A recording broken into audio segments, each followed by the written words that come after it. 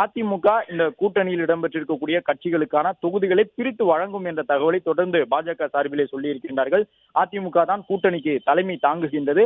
எத்தனை தொகுதிகள் எந்தெந்த கட்சிகளுக்கு வழங்கப்படும் என்ற தகவலையும் அதிமுக மூலமாகத்தான் அறிவிப்போம் என்று சொல்லியிருக்கின்றார்கள். எனவே இன்று நடைபெறக்கூடிய இந்த பொதுக்கூட்டத்திலே பிரதமர் பங்கு பெற்று என்ன உரையாற்றப் போகின்றார் என்பது முக்கியமான கேள்வி. தொடர்ந்து தமிழகத்திலே திமுக மாநில அரசியல் சார்ந்து மத்திய அரசை எதிர்கொள்வது மட்டுமல்லாமல் தேசிய அளவிலே இந்தியா கூட்டணியிலே திமுகவினுடைய பங்களிப்பு மிக அதிகமாக இருக்கின்றது.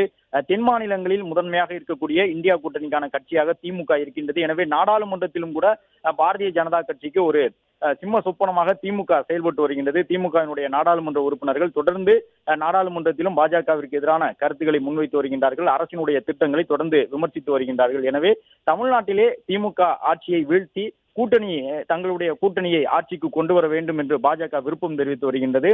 மேற்கு வங்க மாநிலத்திற்கென்று ஒரு கணக்கு வைத்திருக்கின்றது பாஜக. மேற்கு வங்கத்தை பொறுத்தவரை அங்கு ஆட்சியை கைப்பற்றி ஆக வேண்டும் என்று முனைப்பு காட்டி வருகின்றார்கள். தமிழ்நாட்டை பொறுத்தவரை ஏற்கனவே கடந்த நாடாளுமன்ற தேர்தலிலே கிட்டத்தட்ட ஒரு 11% கூடுதலான வாக்குகளை பாரதிய ஜனதா கட்சி பதிவு செய்திருந்தது. எனவே தமிழகத்திலே பாஜக உறுப்பினர்களை இரட்டிப்பாக்க வேண்டும் என்பது அவர்களுடைய ஒரு கருத்தாக இருக்கின்றது. 4 சட்டப்பேரவை உறுப்பினர்களை கொண்டிருக்கக்கூடிய நிலையிலே அந்த எண்ணிக்கையை இரட்டை இலக்கத்தில் கொண்டு செல்வதற்கான ஒரு முயற்சியாக இந்த தேர்தல் களத்தை பாஜக பயன்படுத்திக் கொள்ளும் என்று எதிர்பார்க்கப்படுகின்றது. அசாம் மாநிலத்தில் பாஜக ஆட்சி தொடர வேண்டும் என்பது அவர்களுடைய திட்டமாக இருக்கின்றது. கேரள மாநிலத்திலும் கூட உள்ளாட்சி தேர்தலில் கிடைத்திருக்கக்கூடிய வெற்றியை தொடர்ந்து தமிழகத்தை போன்று கேரளத்திலும் பாஜக ஒரு வலுவான அடித்தளத்தை உருவாக்க வேண்டும் என்று முனைப்பு காட்டி வருகின்றது. எனவே நடைபெறக்கூடிய இந்த புதுச்சேரியோடு சேர்த்து 5 மாநில யூனியன் பிரதேசங்களுக்கான சட்டப்பேரவை தேர்தல் நடைபெற உள்ள நிலையில்தான் தங்களுடைய அந்த நட்பை பயன்படுத்தி மீண்டும் அதிமுகவை பாஜக கூட்டணிக்கு கொண்டு வந்திருந்தது. அது மட்டுமல்லாமல் தமிழகத்திலே தேர்தல் நெருங்கிவிட்டது, ஆனால் இன்னும் அந்த தேர்தலுக்கான பரபரப்பு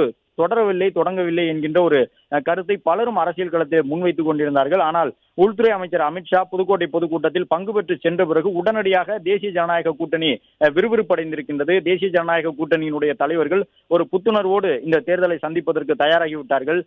அமமுக, பாட்டாளி மக்கள் கட்சி உள்ளிட்ட கட்சிகளை எல்லாம் உடனடியாக கூட்டணியில் இணைத்திருந்தார்கள். கூட்டணிக்கு கொண்டு வந்த உடனே அவர்களுக்கான இடங்கள் எத்தனை, எந்தெந்த தொகுதிகளில் போட்டியிட விரும்புகின்றார்கள் என்பதற்கான அந்த விருப்ப பட்டியல் உள்ளிட்டவற்றை எல்லாம் பெற்றிருக்கின்றார்கள். உடனடியாக கூட்டணி கட்சியினுடைய தலைவர்கள் இணைந்து தேர்தல் பரப்புரையிலே ஈடுபடுவதற்கான அந்த பணிகளை தொடங்கி இருக்கின்றார்கள். பல்வேறு இடங்களிலும் தமிழகத்தில் ஒவ்வொரு மாவட்ட தலைநகரத்திலும் கூட கூட்டணி கட்சியினுடைய தலைவர்கள் இணைந்து அதிமுக, அமமுக உள்ளிட்ட தலைவர்களுடன் பாஜக சார்பிலும் வரக்கூடிய தேசிய தலைவர்கள் பங்கு பெற்று பிரச்சாரத்தை முன்னெடுப்பார்கள் என்று எதிர்பார்க்கப்படுகின்றது.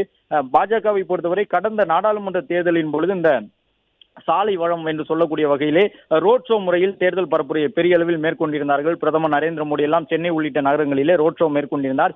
இது மட்டுமல்லாமல் மத்திய அமைச்சர்கள் ஒவ்வொரு நாடாளுமன்ற தொகுதியினுடைய தலைநகரத்திற்கும் வருகை தந்து மத்திய அமைச்சர் உள்ளிட்ட அனைவருமே அந்த ரோட் ஷோ முறையில் தான் தேர்தல் பரப்புரையிலே கடந்த முறை ஈடுபட்டிருந்தார்கள். இந்த முறை அதற்கு மாற்றாக கடந்த நாடாளுமன்ற தேர்தலுக்கு மாற்றாக பொதுக்கூட்டம் போன்ற வடிவிலே தேர்தல் பிரச்சாரத்தை முன்னெடுப்பதற்கு பாஜக கூட்டணி கட்சிகளோடு இணைந்து அதை செய்வதற்கான திட்டமிடலை மேற்கொண்டிருப்பதாக தெரிய வந்திருக்கின்றது. அதன் அடிப்படையில் தான் பொதுக்கூட்டங்களை அதிக அளவில் நடத்துவதற்கு முயற்சி எடுக்க இருக்கின்றார்கள்.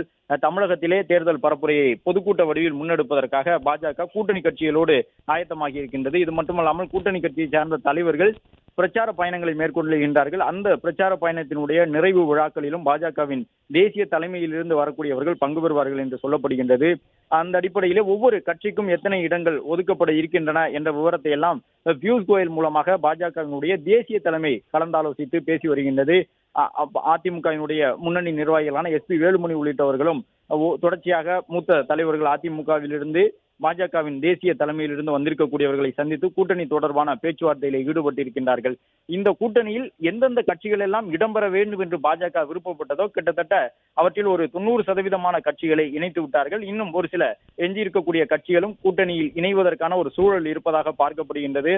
தமிழகத்தை பொறுத்தவரை இந்த முனை தேர்தல் போட்டியானது மும்முனை போட்டியாக இருக்கும் என்கின்ற ஒரு எதிர்பார்ப்பு நிலவுகின்றது.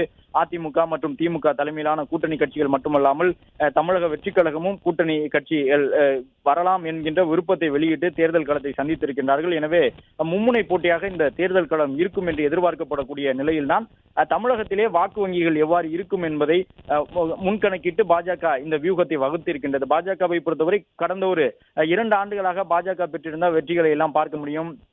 அந்த பகுதியில் இருக்கக்கூடிய ஹரியானா மாநிலம் உள்ளிட்டவற்றில் பாஜக எவ்வாறு அந்த தேர்தலை எதிர்கொண்டிருந்தார்கள், ஒடிசா மாநிலத்தில் எப்படி ஆட்சியை கைப்பற்றியிருந்தார்கள், பீகாரில் ஆட்சியை தக்க வைப்பதற்காக பாஜக மேற்கொண்டிருந்த தேர்தல் வியூகம், மத்திய பிரதேஷ் உள்ளிட்ட மாநிலங்களில், மகாராஷ்டிரா போன்ற மாநிலங்களில் கூட பாஜக மேற்கொண்டிருந்த அந்த தேர்தல் வியூகம் என்பது ஒவ்வொரு மாநிலத்திற்கும் ஒரு வகையான தேர்தல் வியூகத்தை வகுத்திருந்தார்கள்.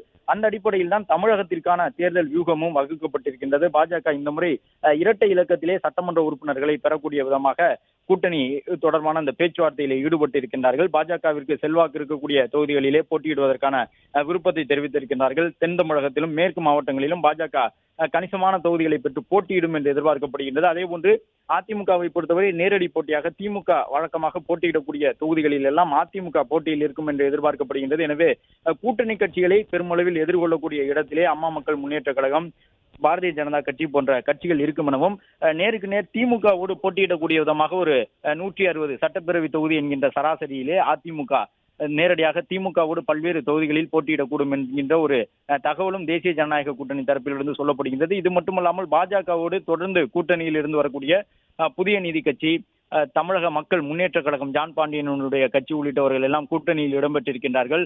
ஃபார்வர்ட் பிளாக் உள்ளிட்ட கட்சிகளை சார்ந்தவர்கள் அதிமுக பொதுச் செயலாளர் எடப்பாடி பழனிசாமியை சந்தித்து தங்களுடைய ஆதரவை தெரிவித்திருக்கின்றார்கள். எனவே ஒவ்வொரு நாளும் தேசிய ஜனநாயக கூட்டணியை பொறுத்தவரை புதிய புதிய கட்சிகள் இணைந்து வருகின்றார்கள். கடந்த ஒரு வார காலத்திற்கு முன்பாக இருந்த சூழல், தேசிய ஜனநாயக கூட்டணி என்பது அதிமுக, பாஜக என்கின்ற இரண்டு முக்கிய கட்சிகளின் கூட்டணியாக மட்டும் இருந்தது. அதன் தொடர்ச்சியாக கடந்த ஒரு வார காலத்திற்குள் பல்வேறு புதிய கட்சிகளும் கூட்டணியில் இணைந்திருக்கின்றார்கள். எனவே அனைத்து கட்சிகளுக்கும் தொகுதிகள் ஒதுக்கீடு செய்யப்பட வேண்டிய ஒரு கட்டாயம் இருக்கின்றது. அது மட்டுமல்லாமல் எந்த சின்னத்திலே கூட்டணி கட்சிகள் அந்த ஒன்றிரண்டு தொகுதிகளில் போட்டியிடக்கூடிய கட்சிகளும் களம் ஆடுவார்கள் என்பதும், ஒரு களம் காண போகின்றார்கள் என்பது ஒரு முக்கியமான கேள்வியாக இருக்கின்றது. எனவே